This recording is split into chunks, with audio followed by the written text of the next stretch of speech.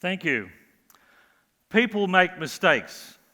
Well, not you and I, of course. We don't make mistakes. But in general, people make mistakes.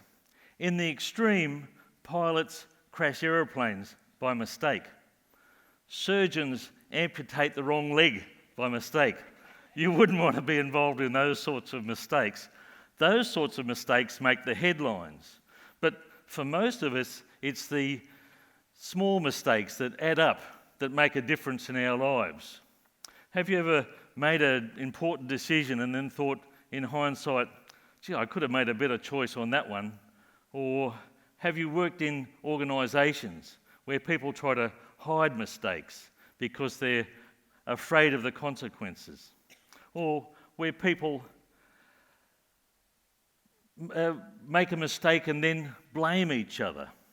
In organisations where mistakes aren't well managed, the same situation happens again and the same mistakes happen again. So scarce, valuable resources are consumed, really wasted on addressing these repeating mistakes. This soaks up resources, causes more pressure on the organisation, it makes more mistakes. This is a corrosive, negative, downward spiral that drags an organisation down. But worse, it drags people down. People become frustrated and cynical. They feel a sense of being out of control because stuff happens. On the other hand, in some organisations, people are good at getting together, understanding what caused the mistake and making it so it doesn't happen again. This effectively frees up resources, and those people who are freed up can go and eliminate more mistakes. This is a powerful, positive, virtuous feedback loop that lifts an organisation and lifts the people. People feel a sense of satisfaction and a sense of mastery because they're in control and things are going according to plan. So I want to talk to you about mistakes. But the good news is that the way mistakes happen is to some extent predictable.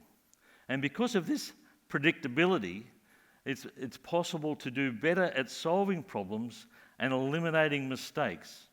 Now I want to show this through some examples. You'll see on the screen there's a square marked A and a square marked B. And I'm interested in the colour. Which is darker, square A or square B? Seems pretty obvious, doesn't it? So who believes that square A is darker than square B? A show of hands.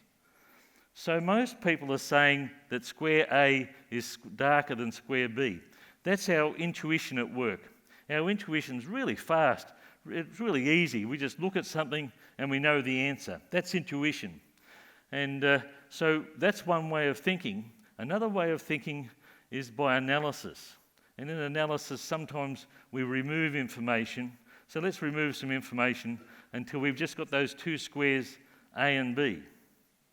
And now what do you see? They're actually exactly the same shade of grey. And that's a fact. They are the same shade of grey. So we've got a problem and we've got two answers. An answer that's delivered to us by analysis and another one by intuition.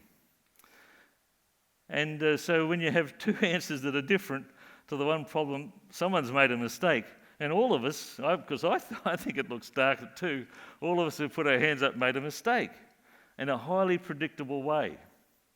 Okay, let's put the image back together. Now what do you say? Well, I don't know about you, but I certainly think that A is darker than B again. And most people do. It's kind of weird, isn't it? So what's happening here? And it's our intuition at work. We see this image and we see some shapes and we perceive that, we associate it with a chessboard. So our intuition says, hey, it's a chessboard. So from then on, when we get asked questions about this thing, our brain answers as if it was a chessboard. It assumes it's a chessboard in answering questions. So that's why we make that mistake. That's how intuition works. Now, I've got another example for you here. Now, I'm going to describe a young lady and ask you some questions about her. So you'll need to listen carefully. Her name is Linda. She's 31 years old. She's single, outspoken. She's very bright. She majored in philosophy. As a student, she was deeply concerned with issues of discrimination and social justice. She also participated in the anti-nuclear movement.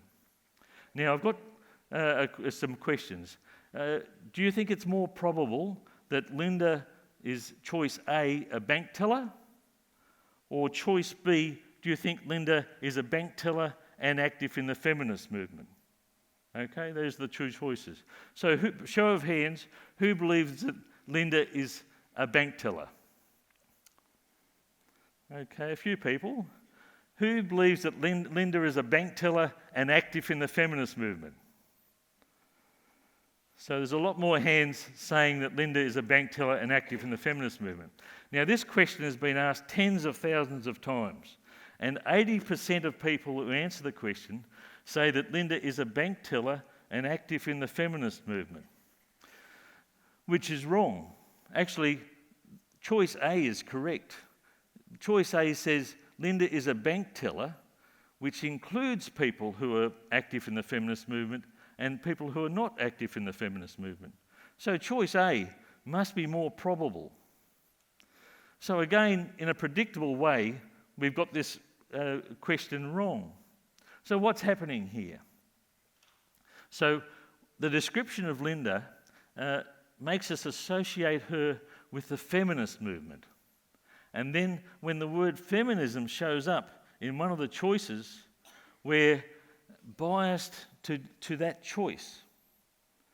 So our intuition, that thought process intuition, uses bias as a way of selecting between choices.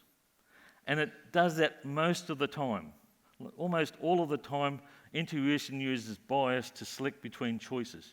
Which, the reason it does it is it's really fast and easy. But you can see that it makes errors. Now, you may say that these words have been carefully crafted to lead you into a mistake, and they sure have. But a person who wants to sell you a car or insurance or get elected,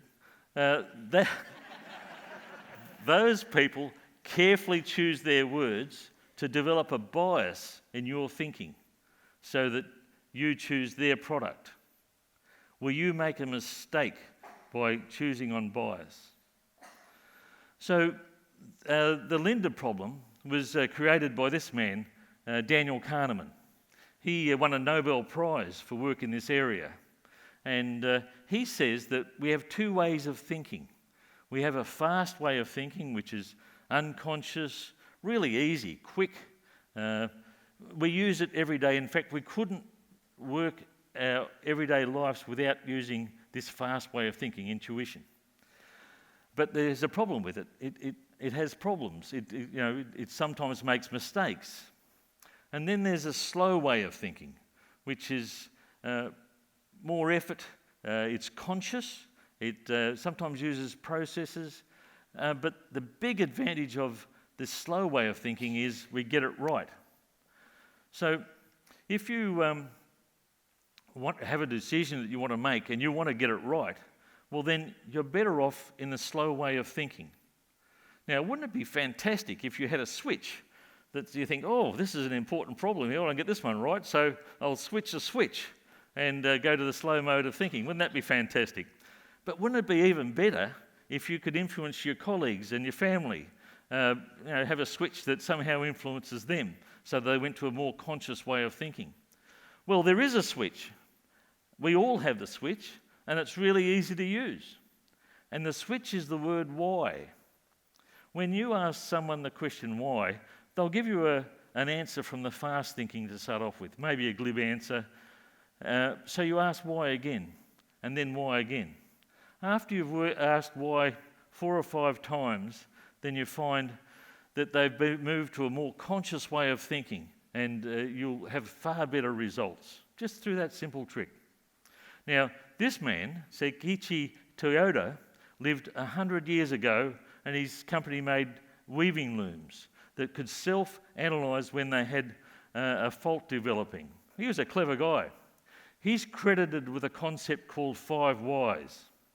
He asked the people in his organisation that if they were facing a problem, they should ask the question why 5 times over before they made a decision. So that simple trick meant that his company made better decisions, made fewer mistakes, they prospered. Now, his son took on that idea and when he was developing the Toyota car manufacturing company. So this concept of 5 whys has been a fundamental part of that company. And you know that they've been very successful and they make a really reliable car. So a brilliant man. So if there's only one thing you take home tonight, it's the concept of this asking why. If you ask why, and why again in a trusting environment, not to blame, but to improve, then you'll find that you make much fewer mistakes and much better decisions. So that's one thing to take home tonight. But I have 2 more concepts I want to share with you. And again, I want to use images. So there's an image on the screen. Now, can I ask you, what do you see in this image? Now, most adults see a couple embracing. But most children less than 9 years old see dolphins. Most adults who see a couple embracing don't see the dolphins. So what's happening here? All adults were once less than 9 years old. So you'd think that adults would see the couple embracing and the dolphins. But generally it takes a while for the adults to see the dolphins. So what's happening is our brains are tuned up to fixate on the first solution that our intuition delivers. You might say that our brain is lazy. Perhaps you're correct. But it's actually very efficient because it finds an answer to a problem, may not be 100% right, but stands ready to work with on the next problem. So we tend to fixate on the first solution. Now, that works really well in day-to-day life, but it can lead to some mistakes. If you're working on a problem and you've worked on something similar in the past, your intuition is likely to deliver to you the solution you used last time and stop there, not to look for other solutions. So you don't necessarily get the best solution. The first solution isn't necessarily the best. With this image, you would have been much better at finding the hidden dolphins if I'd primed the question differently. If I'd said not what is in this image, but if I said, list for me the several different objects that you see in the image, then you would have been more likely to find the dolphins. So you can use the same trick in problem solving. If you have a problem, don't say, please give me the solution to this problem. Say, what are the several solutions to this problem? And then use evidence rather than bias to select the important set of issues. So I want to talk about one last concept. And the concept is when we have hidden factors that can work in combination to lead to some sort of outcome. And this is the concept that's actually hardest for intuition to work with. And I can give you an example. There have been some recent tragic airline accidents. The situation has been that the manufacturer installed a new safety feature on the aircraft that would pitch the nose down on the aircraft if it approached the stall. Now, unfortunately, the safety device failed in such a way that it pitched down in normal flight. Now, this really shouldn't be a problem because the pilot's in the plane to take over if something goes wrong. After all, an engine can fail and the pilots will simply land the aircraft on the good engine. But in this particular situation, it seems, the pilots didn't have a procedure that was adequate to take over from the failed sensor. So you had to have 2 different conditions happening at the same time in combination. You had to have a failed instrument and the pilots without a suitable procedure. If the instrument had failed and the procedure was okay, then it wouldn't have been a problem. You can put all of these things together, all of these different concepts, into what we call a cause tree. Now, a cause tree is a terrific way to understand how different factors can contribute to an outcome, and a way to communicate that. The key thing, of course, is that we use evidence rather than bias to find the correct sequence of causes. So, in conclusion, the benefit of intuition is that it's quick, but the anxiety comes from the fact that it can lead to damaging mistakes. If you have an important decision to make, then use the power of why to move you and your friends to a more conscious way of thinking by asking why and why again. Use why to find hidden factors that will work in combination to prevent success. Don't use the first solution. Use why to dig deeper, to find the alternative that works best for you through the power of why.